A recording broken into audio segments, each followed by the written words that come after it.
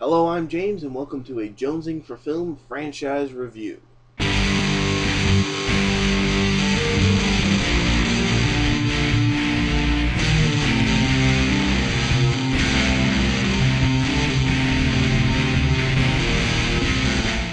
This week, in honor of the new Mission Impossible film, which I reviewed a little while ago, I will be taking a look at the previous three installments. So we'll start with 1996's Mission Impossible, directed by Brian De Palma. So the film follows Ethan Hunt, an agent of the IMF, Impossible Mission Force. After a mission goes south, Ethan is labeled as a mole and a traitor. Now Ethan must put together a new team and use questionable methods in order to clear his name. Now, I've only seen this movie twice. Once when I was a kid, and the other was so I could do this review. In all honesty, growing up, it was not my favorite of the franchise. I found it very slow in comparison to the sequel, and at that point in my life, that made for a bad movie, because all I liked was action. Now that I have a deeper appreciation for film, I really enjoyed this movie. For starters, the acting is great. Tom Cruise was at the height of his career when this film was released, and this was one of the many films that proved his talent. In reality, he may be a little quirky, but you can't deny that he is a great actor. And the rest of the cast do a great job, including Ving Rhames, Jean Reno, Vanessa Redgrave, and Emmanuel Barrett, to name a few. I don't know if I pronounced that last name right. Hope I did. Another great thing about the movie is the whole espionage theme. This is one of the best spy thrillers that I've ever seen. And what makes it so great is how grounded in reality it is. There's a lot of spy movies out there, and as real as they can feel, there's a lot that they do that makes it over the top. This one, it's not over the top, it's actually very subtle. And that being said, there isn't a whole lot of action in this movie. There's only like one or two scenes.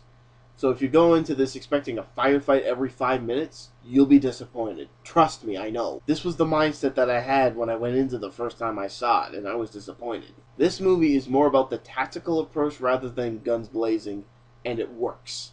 It's very intriguing, and I personally really enjoy these types of scenarios.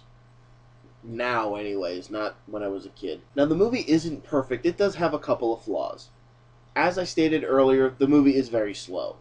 So if you have a short attention span, this may not be the film for you. Another problem you might have watching this for the first time is the plot gets a little confusing. First time I saw it, I had no idea what was going on. I remember bits and pieces, so upon watching this the second time, I understood it better. So, I'd say unless you absolutely hated watching this, I suggest seeing it once more. So in the end, Mission Impossible is a very entertaining spy thriller if you have the attention span for it. I give it an excellent. Now we move on to 2000's Mission Impossible 2, with John Woo in the director's chair. This time around, Ethan Hunt must prevent a madman from releasing a deadly virus upon the world. The problem, though, is that this madman is a rogue IMF agent and he knows Hunt's every move. Now, as I stated earlier, this was my favorite mission movie growing up. I remember a lot of action, and I remember being thoroughly entertained. However, now watching it after gaining a deeper appreciation for film, MI2 isn't the amazing movie I remember it being. Now, that's not to say that it's not entertaining, because it is. It's just not as good as I remember it. So let's talk about what I do like about it. First off, the acting is good. Tom Cruise, once again, does a great job reprising his role as Hunt, and Dougray Scott is a decent villain. Also good is the action. The last 40 or so minutes are very exciting, fast-paced, and entertaining. John Woo definitely knows how to shoot an action movie.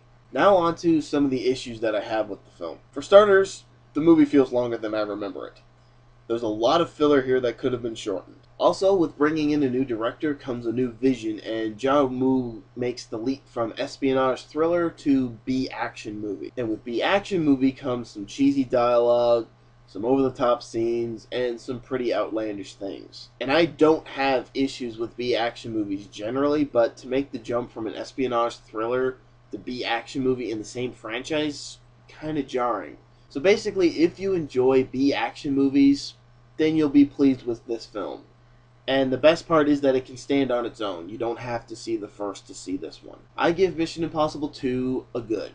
Finally, we have 2006's Mission Impossible 3, the directorial debut of J.J. Abrams. After many years of service, Ethan Hunt has decided to retire from field work and instead train new recruits and settle down with his new girlfriend. However, after a fellow agent is captured, Ethan jumps back into action, pitting him against the most ruthless enemy he has ever faced. An enemy that is not only a threat to him, but everyone around him. Now, the first time I saw Mission Impossible 3, I had mixed feelings about it. I found it very exciting, but the plot seemed very confusing, and the movie itself felt very rushed. Now, however, I find it to be a very satisfying movie. To sum this movie up nicely, it takes the good aspects from the previous 2 installments and blends them together. The espionage thriller feel from the first is mixed with the intense action of the second to make it a very well-rounded film. I have to say, out of the first 3 films, Mission Impossible 3 is my favorite. It's just done so brilliantly. I mean, J.J. Abrams knows how to shoot action and direct emotion, and by fusing the 2 previous installments together, he creates a whole new feel to the movie rather than making it feel like a copy of one of the other 2 films. So I give Mission Impossible 3 a superb.